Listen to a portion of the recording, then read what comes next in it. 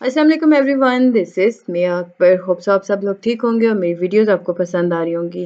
आज ही हम लोग EDU 431 का लेक्चर 7 करने जा रहे हैं। उम्मीद है कि आपको पिछले लेक्चर समझ आ चुके होंगे। तो चलिए जी अपनी वीडियो करते हैं स्टार्ट। लेक्चर 7 है आपके पास कैरेक्टरिस्टिक्स ऑफ गुड टेस्ट। तो कैरेक्टरिस्टिक्स अगर हम बात करते हैं तो आपके पास 3 बेसिक एसेंशियल्स आ जाते हैं कैरेक्टरिस्टिक्स। फर्स्ट है वैलिडिटी, सेकंड है reliability, third one is usability. Validity है क्या? ये कैसा एवोल्यूशन है जिसके अंदर आप अप्रिशिएटनेस यूज कर रहे होते हो, अप्रिशिएटनेस ला रहे होते हो रिजल्ट के अंदर। आप रिजल्ट को इस तरह इंटरप्रेट कर रहे होते हो कि वो आपको अप्रिशिएट वैल्यू प्रोवाइड करता है। रिलायबिलिटी जो है ये कंसिस्टेंसी को कहा जाता है। इसमें असेसमेंट रिजल्ट की कंसिस्टेंसी को देखा जाता है। रिलायबिलिटी की अगर डिफरेंशिएट करें ना तो रिलायबिलिटी जो है ये इसमें मेजरमेंट बहुत ज़रूरी होती है ताकि आप वैलिड रिजल्ट ले सको। लेकिन अगर आपके पास रिलायबिलिटी है विदाउट वैलिडिटी, तो रिलायबिलिटी जो होती है वो नेसेसिटी तो है, लेकिन यहाँ पे सफिशिएंट कंडीशन वैलिडिटी की कही जाएगी उस रिजल्ट के अंदर। यूजेबिलिटी, वैलिडिटी और रिलायबिलिटी का मिक्सचर होता है यूजेबिलिटी। इसमें असेसमेंट प्रोसीजर जो होता है वो सर्टेन प्रैक्टिकल रिक्वायरमेंट को कंप्लीट कर रहा होता है, जिसके अंदर फेसिबिलिटी आ गया। इसमें अगर हम देखें तो एडमिनिस्ट्रेशन एनवायरनमेंट आ गई, अवेलेबिलिटी आ गई रिजल्ट्स की डिसीजन मेकर के दौरान। नेचर ऑफ वैलिडिटी की अगर हम बात करें तो आपके पास जी फर्स्ट आता है appropriateness of interpretation of the result, यानी वैलिडिटी ऑफ टेस्ट आप चेक करते हो। इसमें आप इंटरप्रेट इससे कराते हो कि आपको उस रिजल्ट की अप्रिशिएट वे का पता चल जाता है। फिर सेकंड पॉइंट है जो validity is matter of good. इसमें अगर हम फर्दर बात करें तो validity specific to some specific to particular use and interpretation. इसमें कोई असेसमेंट वैलिड नहीं होती। वैलिडिटी जो है वो यूनिटरी कॉन्सेप्ट है। वैलिडिटी के अंदर अगर हम बात करें तो एवोल्यूट करते हैं आप जजमेंट को। इसके सिंपल आपने पॉइंट लिखने थे। सेकंड टॉपिक 39 है आपके पास evidence of validity, content validity. Evidence की अगर हम बात करते हैं तो 3 बेसिक एविडेंस आपके सामने आते हैं वैलिडिटी के। फर्स्ट है कंटेंट, सेकंड है construct, third one is creation. Further इसमें आपके पास जो इम्पोर्टेंट था that is construct validity. Construct validity के अंदर हम कॉन्सेप्ट ऑफ कंस्ट्रक्ट वैलिडिटी की बात करते हैं, procedure to find construct validity की बात कर रहे होते हैं, method to ensure construct validity की बात की जा रही होती है।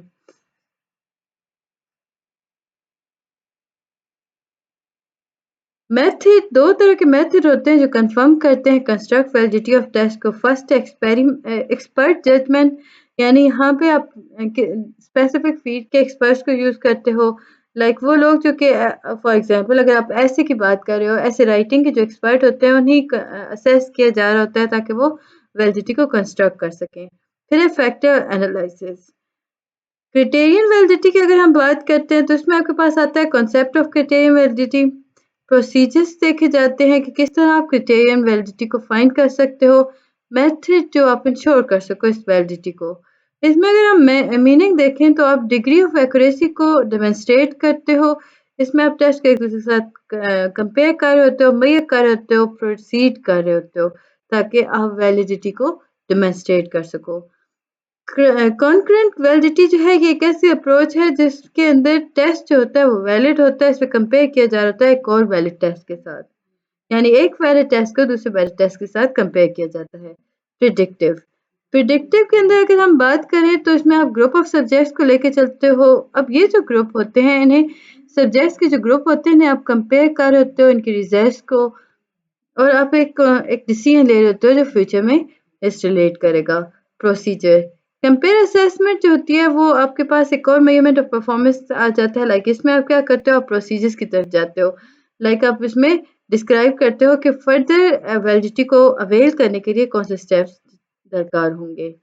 फैक्टर इन टेस्ट और असेसमेंट इटसेल्फ की अगर हम बात करें तो अनक्लियर डायरेक्शन हो गई, रीडिंग वोकेबलरी हो गई, सेंटेंस स्ट्रक्चर हो गया टू डिफिकल्ट, एम्बिग्यूटी हो गई, इनएडिक्वेट टाइम लिमिट्स आ गई। इसमें आप पूरे कंस्ट्रक्ट टेस्ट आइटम करते हो, टेस्ट टू शॉर्ट्स हो गए, इम्प्रॉपर अरेंजमेंट हो रही होती है। नेचर ऑफ रिलायबिलिटी आपके पास आ गई। इसमें रिलायबिलिटी जो होती है वो रिजल्ट्स के बारे में बात करती है, ये असेसमेंट इंस्ट्रूमेंट के अकॉर्डिंग चलते हैं। मेथड्स के अंदर हम देखें तो आपके पास कैरेक्टरिस्टिक्स आ गए। स्टेबिलिटी होनी चाहिए, consistency over period of time, equivalence होना चाहिए over different form of assessment, internal consistency होनी चाहिए, ये विद इन असेसमेंट इटसेल्फ की बात करता है। मेथड टू एस्टिमेट रिलायबिलिटी देखें तो टेस्ट टेस्ट हो गया, इक्विवेलेंट फॉर्म्स हो गई, test test with equivalent form हो गई। लाइक हम इसमें इन्हें नाम दे तो टेस्ट टेस्ट को स्टेबिलिटी कहा जाता है, इक्विवेलेंट फॉर्म को इक्विवेलेंस कहा जाता है, टेस्ट टेस्ट और इक्विवेलेंस दोनों को स्टेबिलिटी और इक्विवेलेंस कहा जाता है। स्प्लिट हाफ इंटरनल कंसिस्टेंसी होती है। ट्रॉन बैच अल्फा जो है इंटरनल कंसिस्टेंसी के अंदर आता है। इंटर रेटर रिलायबिलिटी जो होती है ये भी कंसिस्टेंसी ऑफ रेटिंग आ गई। सबसे पहले आपके पास आता है टेस्ट रीटेस्ट मेथड।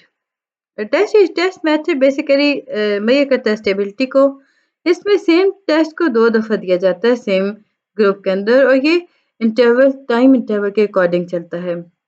ये मिनट से सेवरल ईयर्स भी हो सकता है, यानी आप रिपीट कर रहे होते हो। फिर ये equivalent form method, equivalence form method जो है ये मेजर करता है इक्विवेलेंस को। ये जो होता है इसमें 2 फॉर्म ऑफ टेस्ट दिए जाते हैं सेम ग्रुप को और इसमें क्लोज सक्सेशन की बात की जा रही होती है। Test test with equivalent form की अगर हम बात करते हैं तो इसमें 2 फॉर्म ऑफ टेस्ट को यूज किया जा रहा होता है और ये सेम ग्रुप के अंदर होता है। इससे हो क्या रहा होता है कि इसमें आप इंक्रीज कर देते हो interval between form. Split half method जो होता है ये आप एक टेस्ट देते हो ना एक टाइप पे, स्कोर्स को 2 इक्विवेलेंट हाफ में डिवाइड कर देते हो। लाइक इसमें हम अगर देखें तो करेक्ट कोरिलेशन जो होती है वो बिटवीन हाफ्स को फिट कर रही होती है। इसमें आप स्पेरमैन ब्राउन फार्मूला यूज कर रहे होते हो, आप डिवाइड कर रहे होते हो सारे स्कोर्स को। देन स्प्लिट हाफ रिलायबिलिटीज जो होती हैं ना ये हायर होती हैं इक्विवेलेंस के अकॉर्डिंग। अगर देखा जाए इनमें रिलायबिलिटीज बहुत हाई होती हैं। क्यों? क्योंकि यहाँ पे ये मेथड जो है ये एडमिनिस्ट्रेट कर होता है सिंगल असेसमेंट के अकॉर्डिंग। फिर है Kuder Richardson method and coefficient alpha. Inter rater method, ये दोनों जो है ये मेजर करते हैं जी इंटरनल कंसिस्टेंसी को। इसमें टेस्ट एक दफ़ा ही दिया जाता है। Score total test use like score total test और अप्लाई क्यूडर रिचर्डसन मैसेज चलता है। इसमें हाफ स्प्लिट मेथड की तरह आप फार्मूला यूज कर रहे होते हो। आप इंडेक्स प्रोवाइड करते हो इंटर कंसिस्टेंसी के अकॉर्डिंग। फार्मूला आपके पास KR20 आ गया। इसमें अगर हम फर्दर देखें तो ये एप्लीकेबल होता है रिस्पॉन्स के अकॉर्डिंग। इसमें आप स्कोर करते हो 0 से 1 की तरफ। लाइक ये बहुत यूजफुल ट्रेडिशनल मेथड होता है। इसमें आप करेक्ट और इनकरेक्ट की तरफ जाते हो। इंटररेटर मेथड जो है ये मेजर करता है कंसिस्टेंसी ऑफ रेटिंग को, कि आपको लाइक रिस्पॉन्स प्रोवाइड कर होता है जिसमें जजमेंटल स्कोरिंग हो रही होती है। तो ये तो जी आज का लेक्चर, उम्मीद है कि आपको समझ आया होगा। जल्दी से लेक्चर 8 को भी देख लेते हैं। इसमें आपके पास इम्पोर्टेंट जो है आपके पास आता है एनिस्टोटल रिकॉर्ड। इसमें इंप्रेशन जो होते हैं वो ऑब्जर्वेशन के थ्रू दिए जा रहे होते हैं। इसमें इनकम्प्लीट और बायस पिक्चर्स क्रिएट की जा रही होती हैं। ये मेथड जो होता है ना क्यों इसमें जब एक्यूरेट रिकॉर्ड को आप ऑब्जर्वेशन के थ्रू लेके चलते हो, अगर आप ऑब्जर्वेशन नहीं करोगे ना तो बायस पिक्चर की वजह से आप अच्छे से रिजल्ट नहीं दे सकते हो। इसे हम कहते हैं एनिस्टोटल रिकॉर्ड। एनिस्टोटल रिकॉर्ड जो है कि फैक्चुअल डिस्क्रिप्शंस होती हैं मीनिंग इंसिडेंट्स की और इवेंट्स की जो टीचर ऑब्जर्व कर रहा होता है। अब इसमें इफेक्ट्स देखें तो आपके पास आता है जी इसमें पेपर रिलेटेड आपके इसमें कुछ भी नहीं था तो हम इसे कर देते हैं स्किप। लिमिटेशन देख लें, ये लिमिटेड होता है, इसमें लॉन्ग टाइम टू मेंटेन होता है, सब्जेक्टिव नेचर होता है, एंजाइटी जो होती है वो लॉन्ग ऑब्जर्वेशन की तरफ लेके जाती है। इसमें पीर अप्रेजल बहुत ज़रूरी होता है। टेक्निक फॉर पीर अप्रेजल देखें तो गेस हू टेक्निक आ गई, सोशियोमेट्रिक टेक्निक आ गई। गेस हू टेक्निक के अंदर टीचर क्या कर रही होती है, ये यूज कर रही है पॉजिटिव और नेगेटिव बिहेवियर स्टूडेंट्स का। लाइक वो क्या कर रही होती है, पूरे ग्रुप को एक क्वेश्चन देती है, स्टेटमेंट देती है और कहती है आप करेक्टली गेस करें कि मैंने किसके बारे में बात की है। सोशियोमेट्रिक टेक्निक जो होती है ये एक ऐसा मेथड है जिसके अंदर आप सोशल एक्सेप्टेंस को असेस कराते हो स्टूडेंट्स को।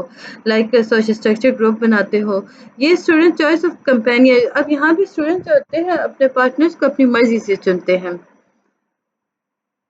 फिर जी आपके पास पोर्टफोलियो आ गया। वीकनेस और स्ट्रेंथ ऑफ पोर्टफोलियो देख लेते हैं। पोर्टफोलियो है systematic collection of student work into portfolio. इसमें वैरायटी ऑफ इंस्ट्रक्शन और असेसमेंट पर्पस आ गया। पोर्टफोलियो फॉर स्टूडेंट वर्क की अगर हम बात करते हैं तो इसमें कलेक्शन ऑफ स्टूडेंट वर्क आ गया जिसके अंदर आप सर्व करते हो पर्टिकुलर पर्पस, जैसे कि डॉक्यूमेंटेशन हो गई स्टूडेंट ग्रोथ की, पर्पसफुल होता है जिसमें कलेक्शन आप करते हो स्टूडेंट के वर्क की पीसेस के अंदर। की स्टेप अगर हम देखें तो आपके पास आता है स्पेसिफाई पर्पस हो गया, प्रोवाइड गाइडलाइन हो गई, डिफाइन आप इसमें स्टूडेंट्स के रोल कर होते हो। स्ट्रेंथ देखें तो ये रेडली इंटीग्रेट कर होता है इंस्ट्रक्शंस के अकॉर्डिंग, प्रोवाइड कर होता है अपॉर्चुनिटी स्टूडेंट्स को। इसमें वो बता रहा होता है कि स्टूडेंट्स क्या करेंगे और क्या नहीं। हेल्प कर होता है सेटिंग गोल करने में, सेल्फ एवोल्यूशन हो रही होती है, टीचर की हेल्प कर होता है, स्टूडेंट जो होता है वो कोलैबोरेट कर होता है, रिफ्लेक्ट कर होता है स्टूडेंट प्रोग्रेस के अकॉर्डिंग। इसमें इफेक्टिव वे टू कम्युनिकेट कर रहा होता है पेरेंट्स के साथ। वीकनेस ऑफ पोर्टफोलियो की अगर हम बात करते हैं तो ये टाइम कंज्यूमिंग होता है, असेंबल करता है, हार्ड टू यूज़ होता है, सिमेट्रिक असेसमेंट के according, difficult to compare reject कर होता है, इसमें लो रिलायबिलिटी पाई जाती है। इसमें पर्पस ऑफ पोर्टफोलियो की अगर हम बात करते हैं तो दो ग्लोबल पर्पस आ गए। बस इसमें आप क्रिएट कर रहे होते हो पोर्टफोलियो ऑफ स्टूडेंट वर्क को। स्टूडेंट जो होता है उसमें असेस कर होता है, अपने इंस्ट्रक्शंस के अकॉर्डिंग चल रहा होता है।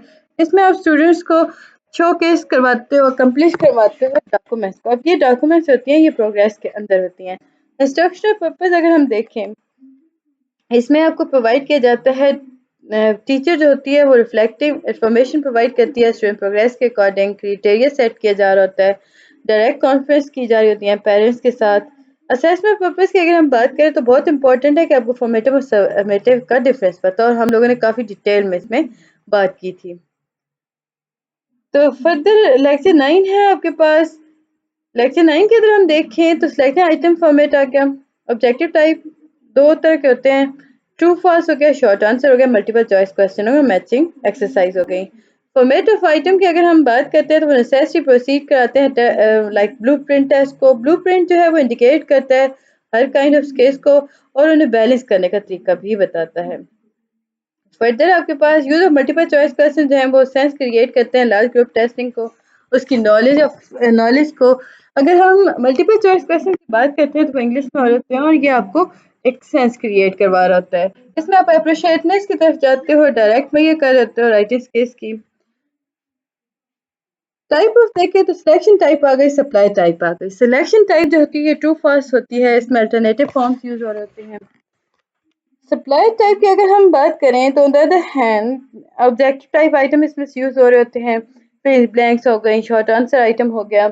सिलेक्शन जो हो रही होती है इसमें आप कंबाइन करते हो, कॉम्बिनेशन यूज कर रहे होते हो सुटेबिलिटी अकॉर्डिंग, लाइक इसमें आप लर्निंग आउटकम के अकॉर्डिंग चलते हो।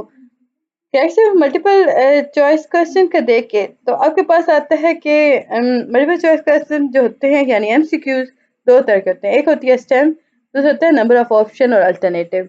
अब प्रॉब्लम स्टेम क्या है, ये डायरेक्ट क्वेश्चंस के अकॉर्डिंग चलता है, इनकम्प्लीट स्टेटमेंट होती है। अल्टरनेटिव ये लिस्ट सजेस्ट करती है सॉल्यूशन जिसके अंदर नंबर सिंबल और फ्रेजेस को यूज किया जा रहा है, तो इसे अल्टरनेटिव कहा जाता है। फॉर्मेट ऑफ एमसीक्यूज देखें तो direct question easier to write होते हैं, नेचुरल होते हैं जी, बच्चे आसानी से समझ जाते हैं। एग्जाम्पल्स आपके पास ये बहुत सारी थी, एग्जाम्पल्स आपके लाइक आपको प्रूव नहीं करना होता, अदरवाइज आप लिख भी सकते हो। तो capital of Pakistan is for examples दे दो। सिलेक्शन ऑफ फॉर्मेट की अगर बात करें तो कॉमन प्रोसीजर होता है इसमें, आप स्टार्ट करते हो स्टेम से, डायरेक्ट क्वेश्चन से, देन आप इनकम्प्लीट स्टेटमेंट की तरफ शिफ्ट कर जाते हो। फॉर्मेट ऑफ एमसीक्यूज के अगेन हम क्वेश्चन जो होते हैं वो वाई वैरायटी के यूज हो रहे होते हैं, हाउ के भी यूज हो रहे होते हैं। एग्जांपल्स अगर इसमें हम देखें तो क्वेश्चन आता है which of the following factor contribute most to selection of Islamabad as capital of Pakistan. Option D के सेंट्रल लोकेशन करेक्ट आंसर था, आपको बेस्ट आंसर चूज करने थे। फर्दर इसमें इंपॉर्टेंट कुछ भी नहीं है, यानी एमसीक्यूज दिए गए हैं बल्कि आपके पेपर में नहीं आते। उम्मीद है कि आपको ये चीज़ें समझ आ रही होंगी। काइंडली मेरे चैनल को लाइक और सब्सक्राइब कर दीजिएगा। वीडियो पसंद आती है तो कमेंट करें, नहीं समझ आ रही तो मुझसे पता कर लें। अच्छा, इसमें आपके पास आता है कि एमसीक्यूज जो होते हैं ये वाइडली एप्लीकेबल टेस्ट आइटम्स होते हैं जिसके अंदर आप मेजर करते हो नॉलेज को, अचीवमेंट को, अफेक्टिव मेजर कर रहे होते हो type of knowledge, complex learning को। फर्दर इसमें आपके पास पेपर रिलेटेड कुछ भी नहीं है। मैं जब तक फर्दर जा रही हूँ अगले लेक्चर्स की तरफ, आप काइंडली मेरे चैनल को लाइक और सब्सक्राइब कर दें। जो लोग नए आए हैं वो बेल आइकन को भी प्रेस करें, सब्सक्राइब भी करें, लाइक भी किया करें वीडियोस को। तो ये था जी आज का हमारा लेक्चर, यानी कि हम टॉपिक 100 तक देखें ना, तो आपके 100 टॉपिक तक कुछ भी अब इम्पोर्टेंट नहीं है इसमें पेपर रिलेटेड। हम 75 से फर्दर आगे जाके देख लेते हैं। यहाँ पे आपको सजेशन दी गई थी ट्रू फॉल्स आइटम की, ये आपके नहीं आते पेपर में। पेपर में आपका सबसे ज्यादा जो आ रहा है वो है